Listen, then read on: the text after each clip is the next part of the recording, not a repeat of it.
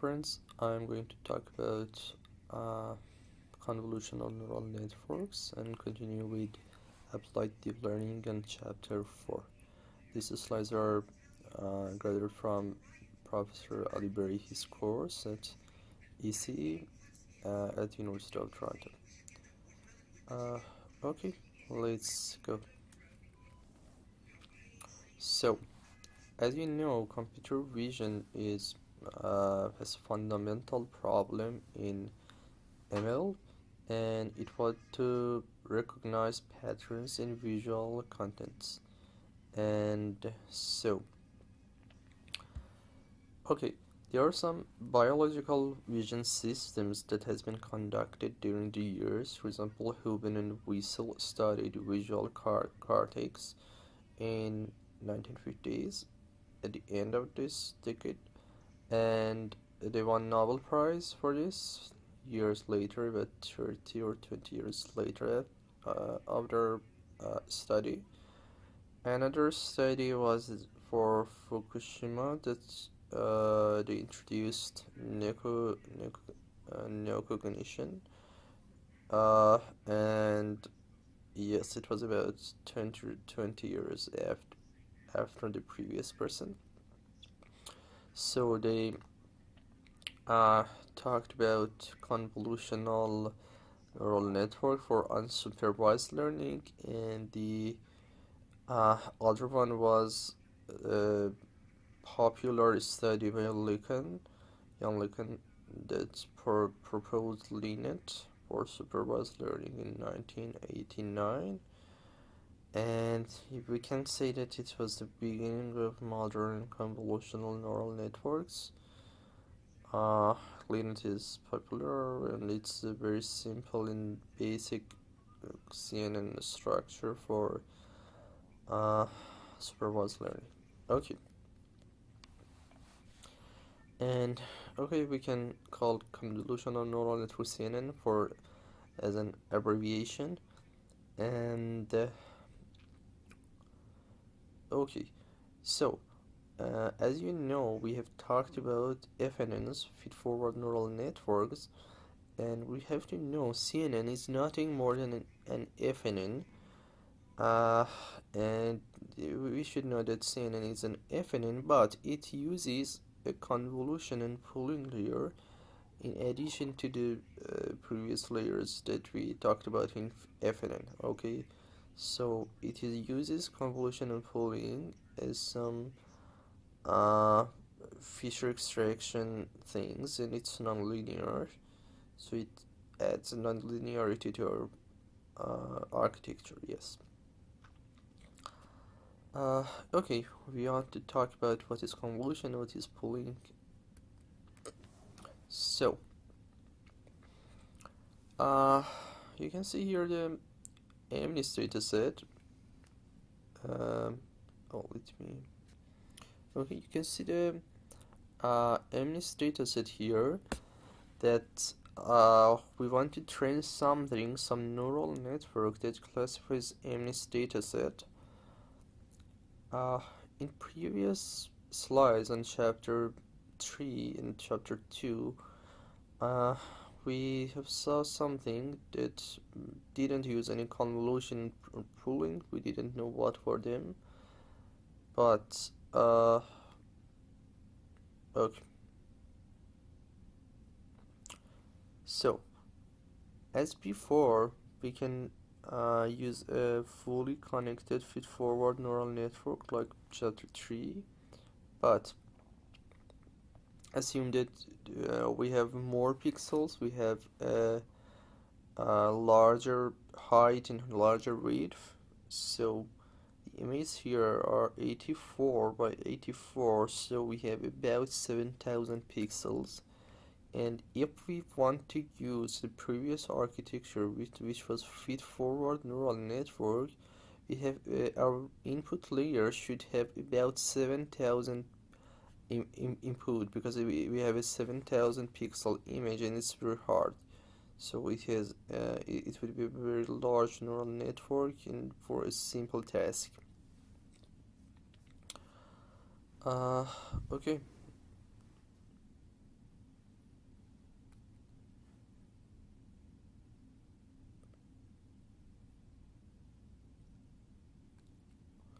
Okay, so uh, as you can see in the previous example that you saw here, when we are training a neural network, uh, on this, let me show by pointer. I hope you see my pointer here. All these patterns lie in the top left corner of the input images. So the model learns to only the model tries to only learn the top left pattern in the image, but when we give something out of distribution for this image, you can see when it is on uh, below right corner of the image, it cannot recognize it. So it seems that there's a problem because the neural network cannot understand the spatial relationship and the position of the pattern. Okay, it's saying the same thing on this slide, and yes, a method or a technique and trick that we can use here is to use data augmentation. We can shift this image in a larger background. For example, we can shift it to left, right, up, down, and add its shift with some labels to the data set, and of course and for sure the label is the same because we are not changing the number, we are only shifting it. Okay, so you can see that we can shift it in any places, so we are increasing our data set. So okay, you have said that there's lots of work because uh, we have to do lots of um, augmentation, and in addition to that we have to have a neural network with about 7,000 inputs. You know, it's very huge in terms of computation. So okay, and what can we do? uh Assume that um, we are thinking about the brain. We want to we want to think, how do we really recognize number 3 or number 4 or any handwritten digits in reality. You know, we want to have a simulation of what do we really do in the real life. So we know that we understand what number 3 is, and no matter it is in, for example, which part of the image. So uh, the important note is the first one that is written here.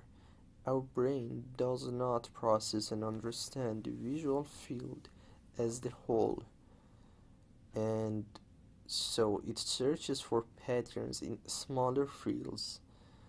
It means that it constructs a pattern for number 3, for instance, and after training it scans any visual field to see if it finds that pattern. Okay, so you can see that here we get 784 pixel images input, and um, we pass it through 3 fully connected layer, and it returns the class of the image. So, and if it does not find a class, it returns null or none. So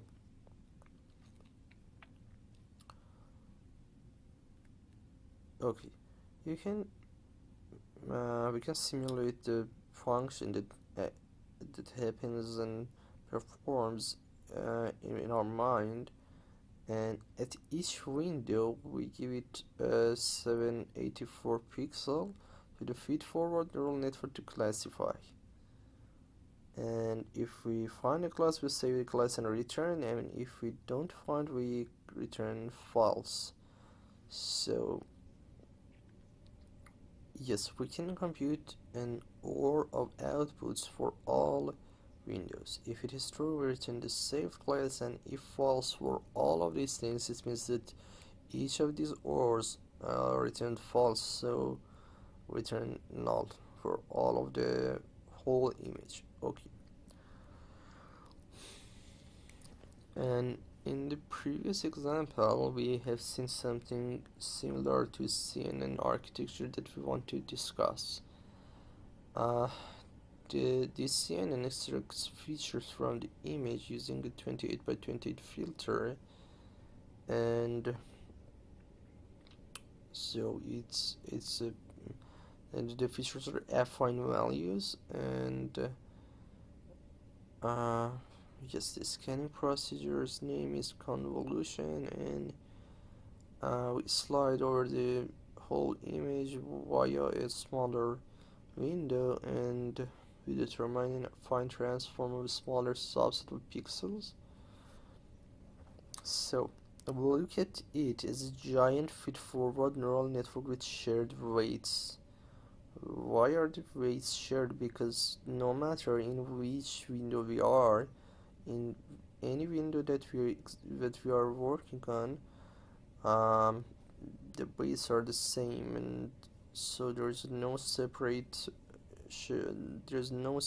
weight for each of these windows. The weights for each of the windows are shared. So, uh, okay. So, the main point is this line. We should know that the first layer is not fully connected, and it's locally connected, and it's all the point about convolutional neural network. So let's try to recognize X for an arbitrary 3 by 3 image. We want to get an arbitrary image and see whether it is X or not.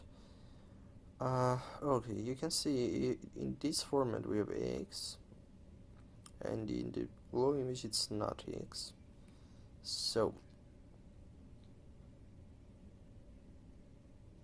okay, you can see that we can have this pattern, we can multiply an input by this pattern and then see if it is X or not. It's easy. Okay, so now we want to follow this pattern and see if we can continue it or not.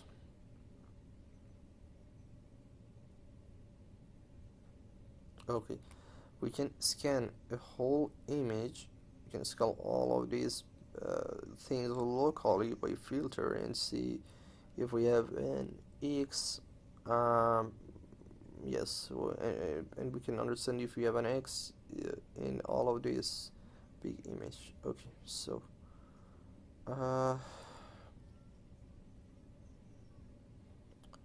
yes, we can save the affine transform in the map, and you can see if we put this affine transform here in each of these blocks, the feature map or the affine transform map is something like this. All of it is 0 except this place that you can see is red, and because in this part of the image there was an X that existed. Okay, so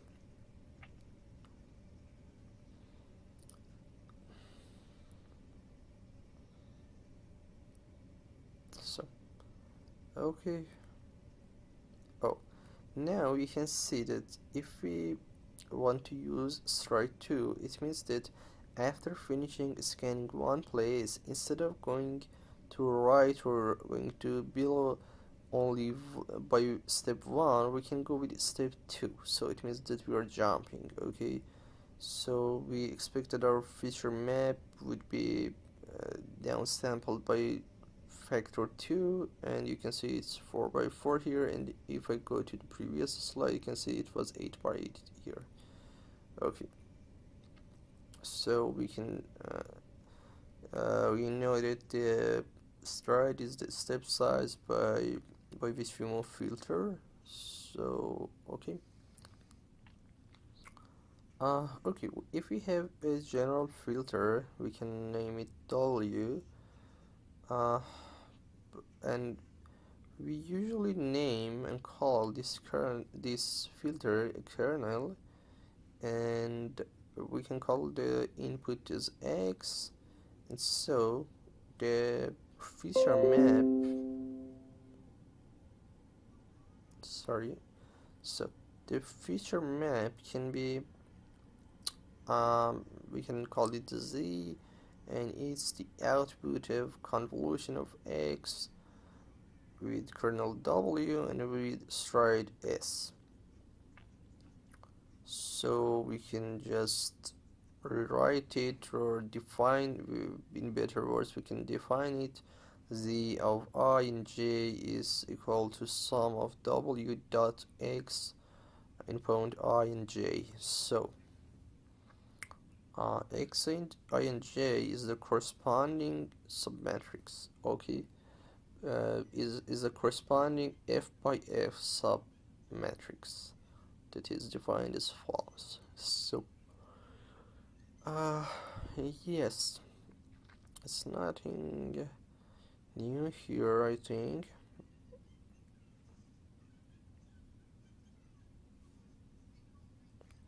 So here you can see an example of how it works. For example, we have a 3 by 3 filter, we move it forward, and it works as max. So here we have max, the next one we have max, and if you go right, we don't have max, so the first two are plus and the rest are negative. And again, if we move with step 1 to below, we can see that again we have plus, plus, and then we don't have. Okay.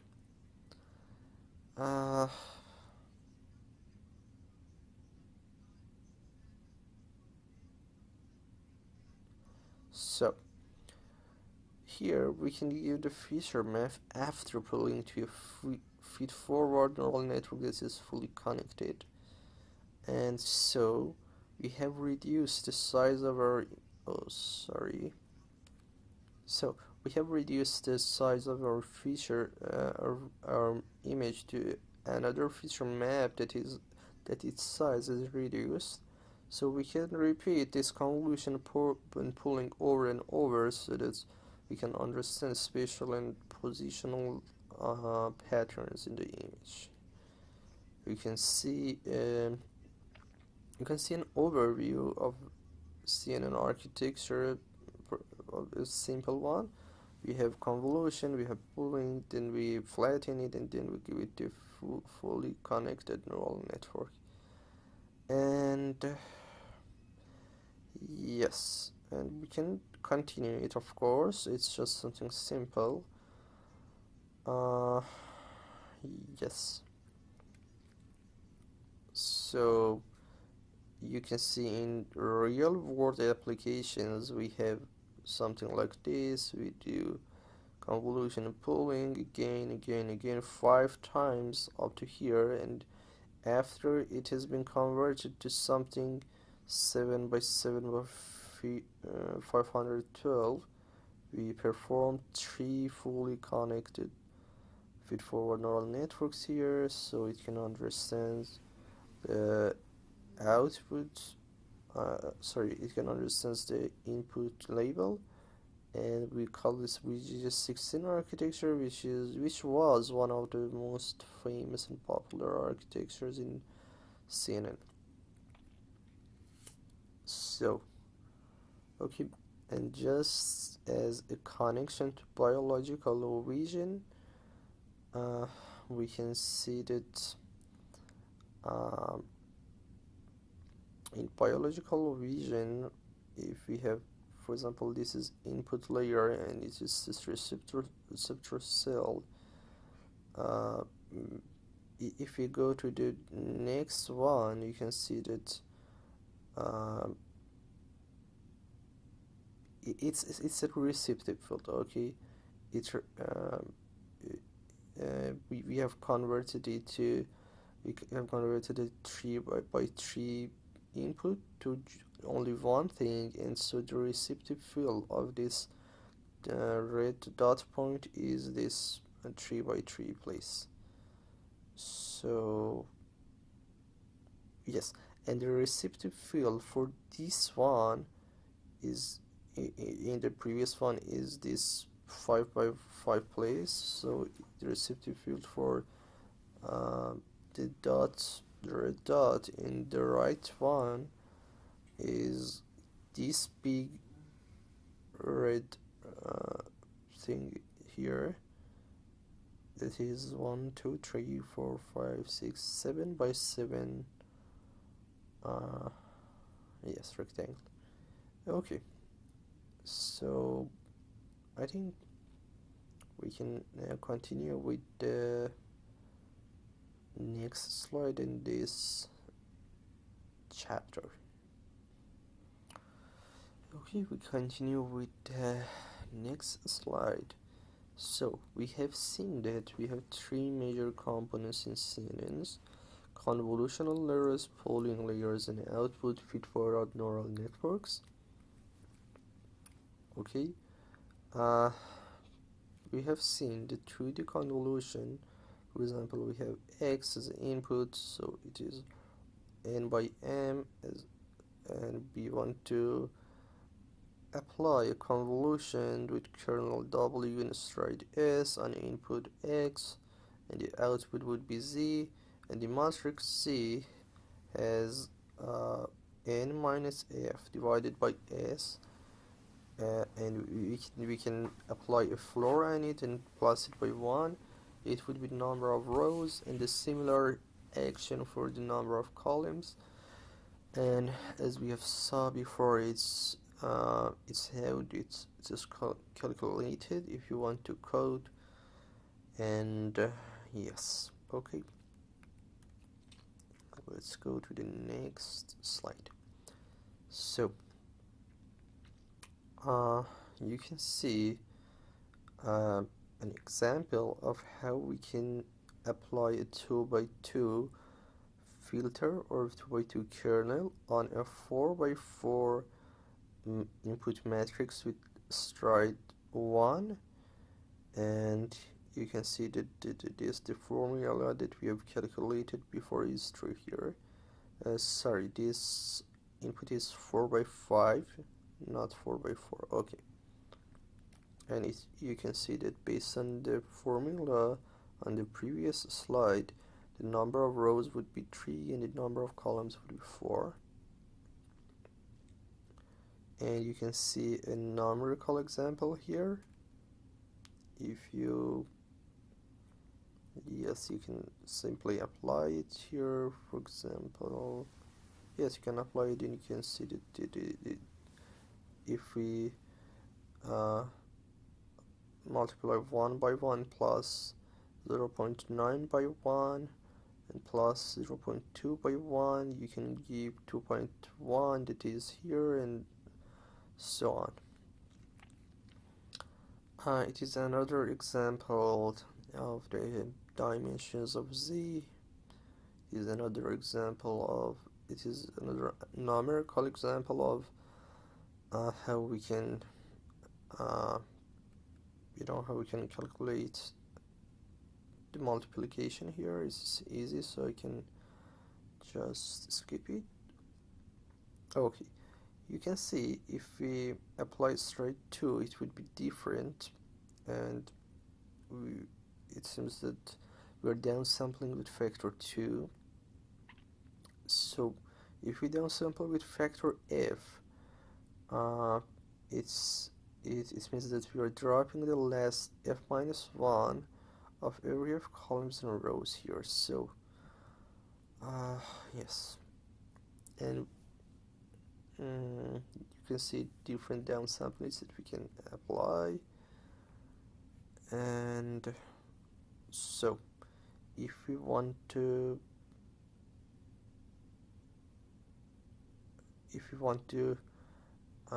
define what does stride mean, we can simply define it as a downsampling.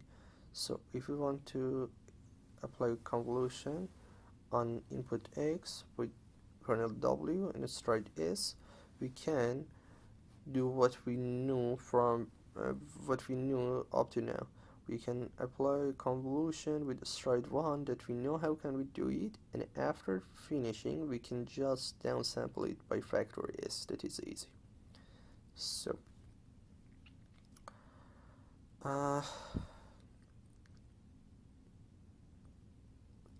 yes, now we have understood that there is no difference if stride is more than 1, it's just a simple downsampling.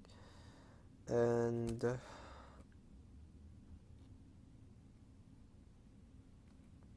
okay,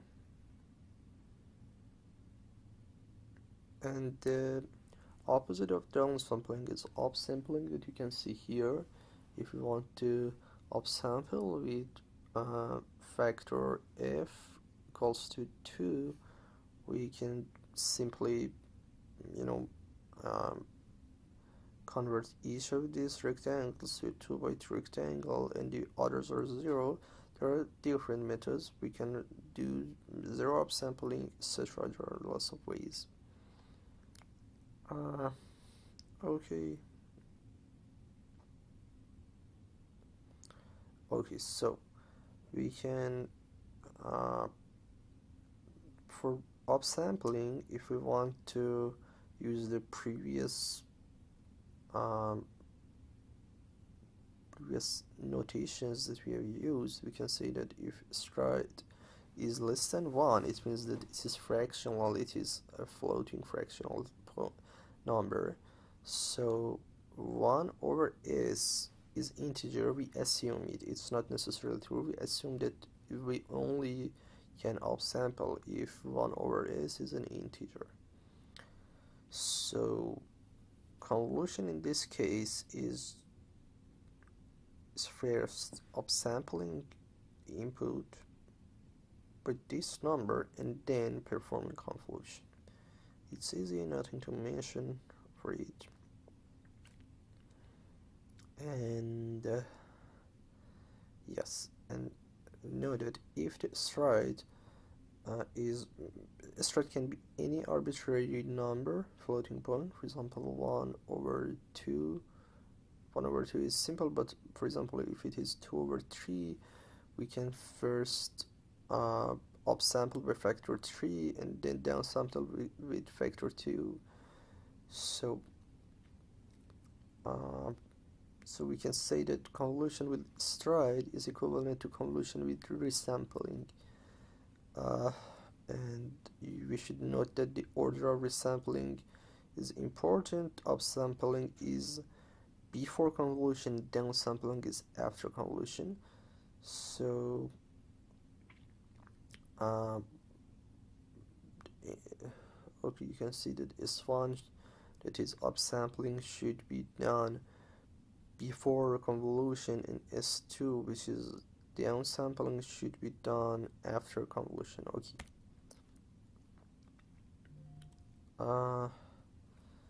So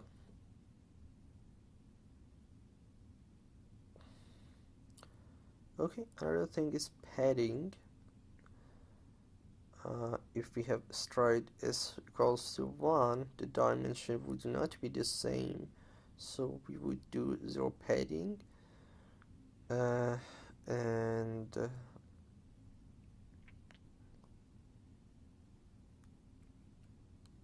yes, it's simply adding some zeros that are padded to the boundaries. Yes, and the 0 pad should be smaller than filter dimension f, because if it is not this case, it would always return 0. For example, if the filter is 3 by 3 and we pad by 3, so it would return 0, and it's nothing beneficial for us, and it's even bad. Okay, you can see the updated formula for calculating the number of rows and columns in the case that we have padding, and we for being simple and without loss of generality we can assume that in practice we pad symmetrically. And yes, you can see an example with both stride and padding. Okay, let's go to activation.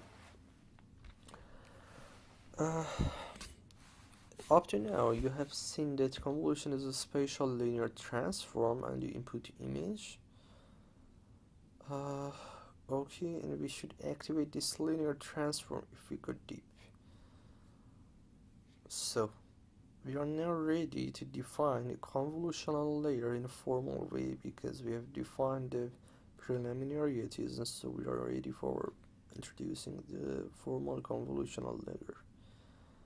If we have filter W of size f by f and bias b in activation f dot, we transform the uh, input map x to the activated feature map y. We can define it as follows. First, we apply a linear convolution to find z, convolution of x by filter kernel W plus bias, and then we can simply give this z to an activation function that we have before. So you can see an example here, and bias is just some scalar added to all entries, and yes. And if you have a multi-channel input, it's the same. Up to now we have talked about single channel image. That, for example, it was gray, but like is.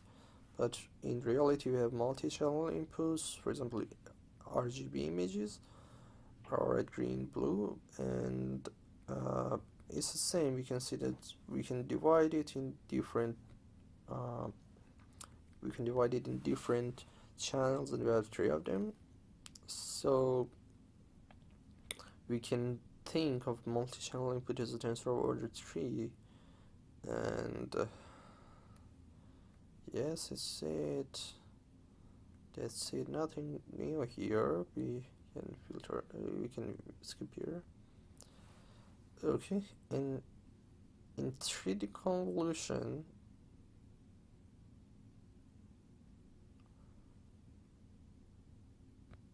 yes, 3D convolution has a very similar convolution to what we have seen before, and it's just a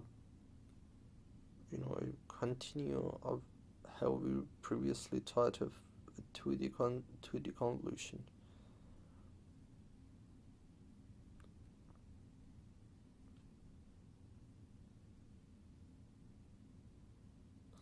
Okay, we can see that X is a tensor with 6 channels.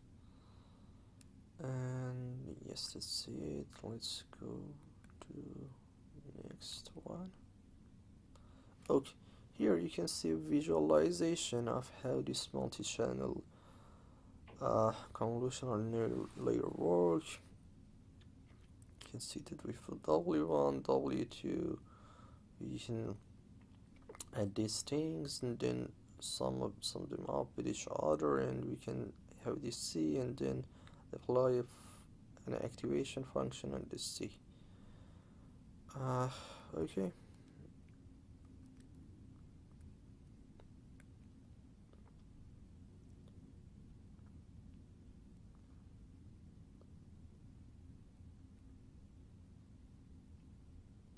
So, we should know that the output of convolution can be jittered or jittering. It can come from spatial, or it usually comes from spatial, I suppose. There are some spatial correlations, and so so if we add pooling, it acts like a filter by sliding over the extracted features. So pooling can reduce the jittering, it can mix extracted features, and it can potentially improve the shift invariance.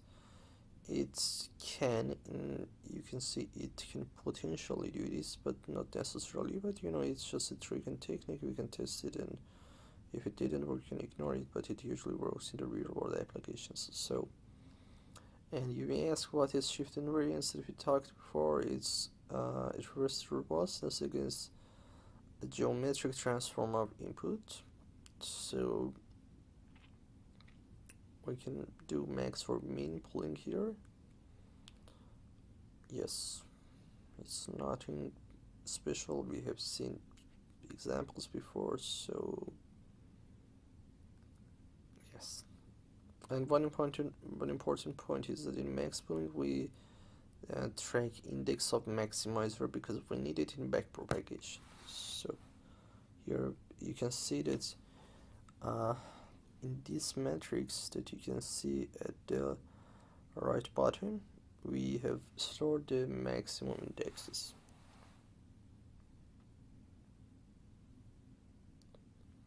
Oh, let me see, maybe it's not maximum here. Oh yes, it's max blank, so we have everything. Okay. You can see min pulling here. Yes, it's just a convolution with a uniform kernel.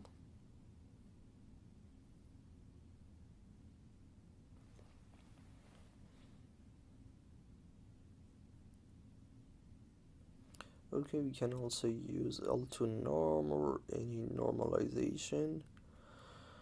And if we want to perform stride in pulling, is exactly the same as a stride in convolution. So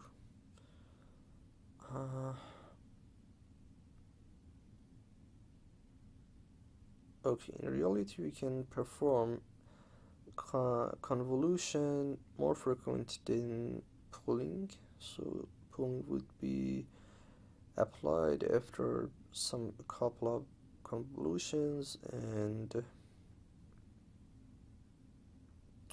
pulling has no learnable parameters, most of them, because they are max or min. There are no weights. It's a static and fixed action.